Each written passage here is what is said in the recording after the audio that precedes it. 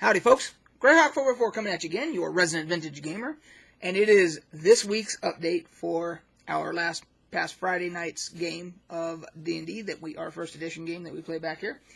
And to start off, we'll do a real micro recap.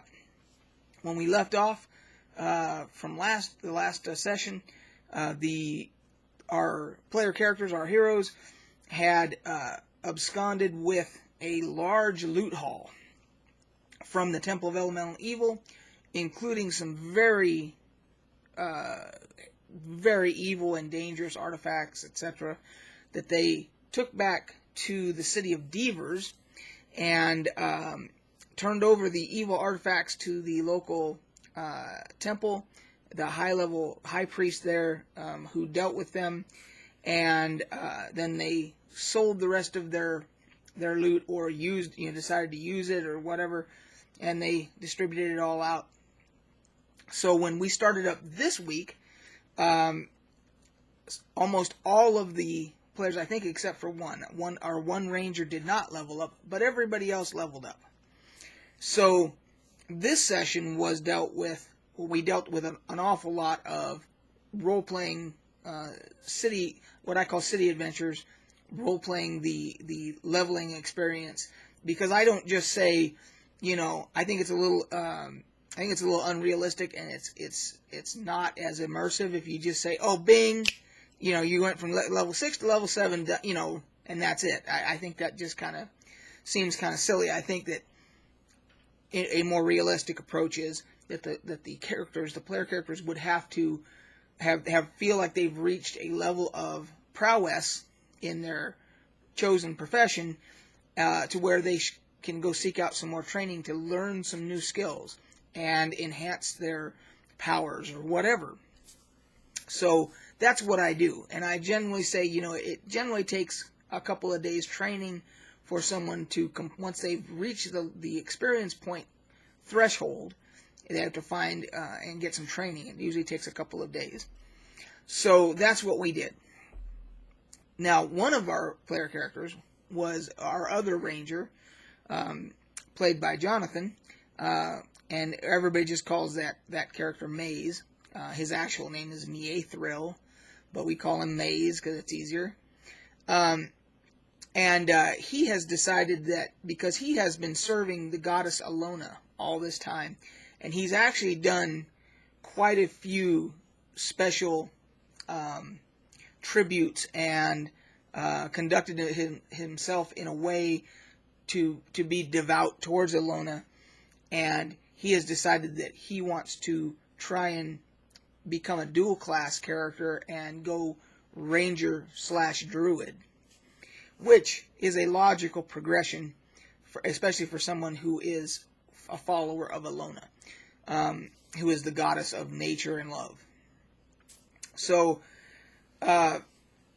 I role-played it with him that there's a archdruid that is in the Druid Grove by the name of Moonglow, and we role-played it, and bottom line is he was allowed to train as a druid, and it took him 3 days to finish his dual class specialization thing. And basically what I did was I said that he could no longer wear metal armor, because druids do not wear metal armor. They can only wear leather. They normally can only wield as far as a sword goes, they can usually wield a scimitar. However, he specialized in a long sword, and I allowed him to keep that long sword and that Alona, because Alona, that is actually that goddess's favorite weapon is a long sword. So I said, yeah, she would allow that. So we kind of made some compromises there. And so now he is a ranger druid, and he gets to cast some spells. He doesn't get to wear metal armor anymore. So there's a trade-off and everything, but he gets the utility of being able to cast spells now and so forth. But I said that it also reset his alignment to true neutral, because druids are generally true neutral in first edition. And we'll have to see if he deviates from that going forward. So that happened. And then our our thief magic user, he leveled up in both. So he actually had to take like 4 days, because he had to level up in one profession first, and then he had to, by going to the mage tower, training there, and then going to the thieves guild, and after that, and then training for a couple days to level up his thief abilities. So he took longer. And so they did their training, and then our one ranger didn't level. Our cleric, she went to the temple. She spent a couple days there. She did her training, praying and learning, new spells, whatnot, which allowed her to level up. And our illusionist assassin, he leveled up in assassin, so he had to train there. So we got all that done. So that took some time. And while they were in town, at some point, you guys have heard me in the past talk about an NPC called Cloche that I use as the realm's traveling sage, kind of a Volo character. And he came in and he made a beeline for Hingle, which is our illusionist assassin gnome character. And he went over, and of course they know each other very well. And he says, "Hey, look, I gotta tell you something important." He says, "There is some new kind of mercenary group that's on the scene, newly formed. They haven't been around very long, calling themselves the Sons of Vengeance. And they were apparently founded by a couple of brothers who had something happen to their family, and as a result, they decided to become mercenaries to hunt down people that did wrong to their family. But in addition, they've opened it up and said, other people, if you've lost family members to whatever, to skullduggery or whatever, hire us, meaning the Sons of Vengeance, and we might take on your cause, for the right fee or whatever." So they've actually started doing freelance mercenary work. And Hingle, the rumors going around that Cloche hears as he travels around are that the Sons of Vengeance have taken a contract to deal with, and he used he used the term to deal with the gnome illusionist that supposedly killed their family, somebody's family member, and they used the name Wendel the Dirty. I don't know if you guys remember that if you watched all my updates, but going way back, there was an NPC called Wendel the Dirty and if I can find, I'm sure I'll find that video, and I'll put a link below to it where I talk about what happened. But the bottom line was, Wendel the Dirty was minding his own business. He was pursued by a member of our group, one of our players, the character played by one of our players, and the bottom line is he became an indentured servant. I'll put a link. You guys can go watch all the details and everything. But as a result of him being an indentured servant to them, they end up killing him outright. So it is a fact that our party is responsible for, our party of heroes are responsible for Wendel the Dirty's death. Now, there's a lot that goes into it, so you'll have to go watch that other video. But regardless, it sounds like the family of that person, of Wendel, has taken out a contract through the Sons of Vengeance and put a price on our gnome illusionist's head. So Cloche tells him this, and of course he gets, pissed in the normal Hingle fashion, because he doesn't like that kind of shit, which I don't blame him. And he goes to the Assassin's Guild, which he happens to be a member of. And he says, "Hey, what do you guys know about these Sons of Vengeance that they're calling themselves?" And the Assassin Guild leader basically says, "Hey, these guys are new. We don't know a lot about them. We've heard rumors just like Cloche has. But, coincidentally, we're looking for them too, because they're operating ungilded. They have not reached out to us to join the guild because I mean, let's talk turkey here. This Assassin Guild in Devers there, they want their cut. If these guys are operating anywhere near their territory, they're like the mob. You know, they want their cut.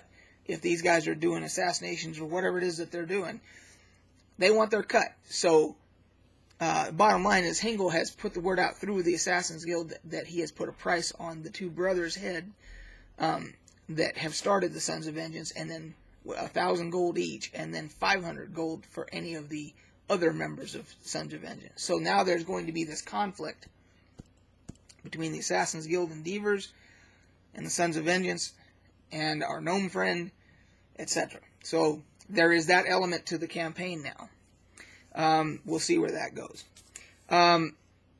Our one ranger that didn't level up, Ross, he has, because everybody else was training, he's been going to the brothel and hanging out at the brothel, doing what you do at a brothel, and drinking and everything, you know. And he's given some money to charity because rangers are not allowed to keep a lot of wealth. So he's been giving some money to charity and so forth. Anyway, so one of the consorts at the brothel has kind of taken a fancy to him, and it doesn't take a rocket scientist to figure out that. And her name is Judith, and she is taking a liking to him because she kind of sees him that if she could land him as kind of as a husband or something like that, or even just as a beau, that it could be her ticket out of the brothel. And because she thinks that he's very wealthy because he's always in there spending money. So she has been going full court press, trying to ingratiate herself with Ross, and he's not having it. Like, he's not looking for that type of thing, you know. So, but she's been very clingy, and so we're going to see where that goes, you know, how that goes later on. So, that kind of takes care. I think that's everybody in the crew. Our, like I said, our thief magic user, he went and trained both, and he found found out about the treat that is cantrips from this book here. Those of you that are not familiar with first edition, this was the book that came later. It's kind of like a player's handbook too, but there is stuff for DMs in there too. It was like supplemental rules, and that's where cantrips were introduced in first edition. So he's kind of been starting to play with those. So then they decided, our group decides, after everybody gets trained up, they decide that they want to go to Meslos. Now, Meslos is, if you remember, is the crazy magic user that lives outside the big town, the big city of Greyhawk. He lives right outside of town there, and he collects odd body parts from creatures and monsters and stuff, because he has created his own school of magic that he calls anatomancy or biomancy. Interchangeable terms. They basically mean the same thing, where the study of unique body parts on creatures and monsters, etc., allow him to reverse engineer some things into new spells and puts them on scrolls or makes potions that are useful in fighting those types of creatures, to find weaknesses, let's say. But he's also found utility spells and offensive spells for players, you know, for adventurers to use by doing the same reverse engineering. So our group, knowing this, and they have a laundry list of things that he has asked for, and he pays really well. He pays a lot of gold when they bring him stuff. They have been carrying around in a bag of holding. They have been carrying around a green dragon anus. And for those that don't know, green dragons spew chlorine gas. That's their breath weapon. And so the group thought, well, maybe he can do something with this to create a spell for us, etc. So they had turned that into him a few sessions back or whatever. So when they returned this time, because now they have the basilisk that is stoned from, is petrified. Because he had asked for parts of a basilisk before, and they brought him the whole damn thing. So they go back, and he's excited to see them because he's developed a spell based upon that green dragon stuff. Bottom line, he has created a spell, and the material component is part of that dragon flesh from that body part, and it's in vials. He has them in vials, and that's the material component for this spell. And it basically, whoever the target is of the spell, as long as the magic user or illusionist or whoever has the vial, they can cast a spell that releases a chlorine excretion to that target's, through that target's anus. So it is, pure chlorine on any mucous membrane is horrific. It will blind if it's your eyes, it'll burn any other orifice, whatever. So you can imagine what this spell would do to somebody if it's cast upon them. They're going to be instantly, if they make their saving throw, we don't know what would happen yet, but because we haven't got to that part yet. But if they fail, they're going to instantly be incapacitated. They're going to be in excruciating pain and their only focus will be trying to stop the pain. So it is, as far as we can tell, it hasn't been used yet by the party yet. But in theory, it will be a very useful spell. But there are limited quantities of that flesh in those vials. So, unless they find another green dragon somewhere, So it's got to be used sparingly. So they have that. And then, of course, he was over the moon about the fact they brought him an entire basilisk that he can do stone to flesh on. And then he can dissect it, whatever he wants to do with it, and study the parts and try and figure out how it turns people to stone. It's for Meslo, it's a home run. So they did those things, and then they headed back. So after that, they headed back to go to the temple, but they have to go through Hamlet, the city of Hamlet, to get to the temple. And they got there, and by the Greyhawk calendar, it is the middle of Growfest, which is their springtime festival, 7-day festival. There are 4 different fests in the World of Greyhawk. Growfest is the first of the year, the first fest of the year, and it takes place in the springtime. And it is meant to celebrate the rebirth of everything for spring and the harvest and all that kind of stuff.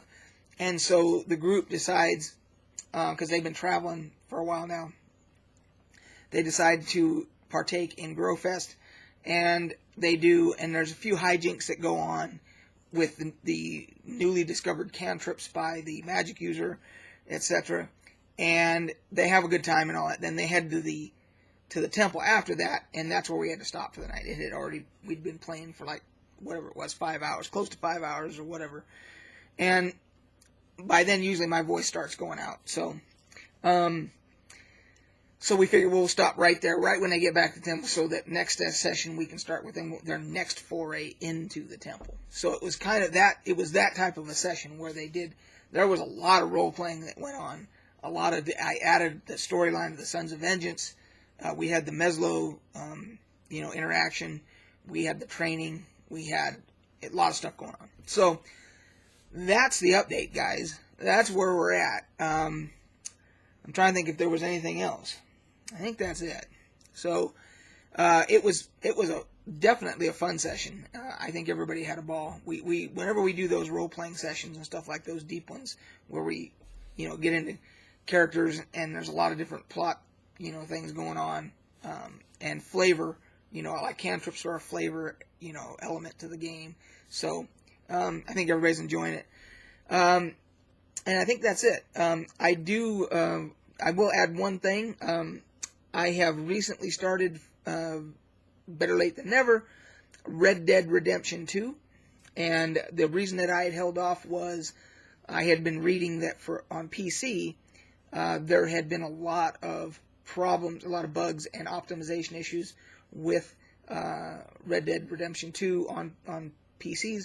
But it looks like from what I can read now that a lot of that stuff has all been resolved, and it was on sale, so I went ahead and bought it. And I'm probably I'll do a review video of it, even though it's better late than never. If you guys want to hear about it, I'm gonna do a review video anyway. So that's coming up. Thanks, guys. We will catch you on the flip side.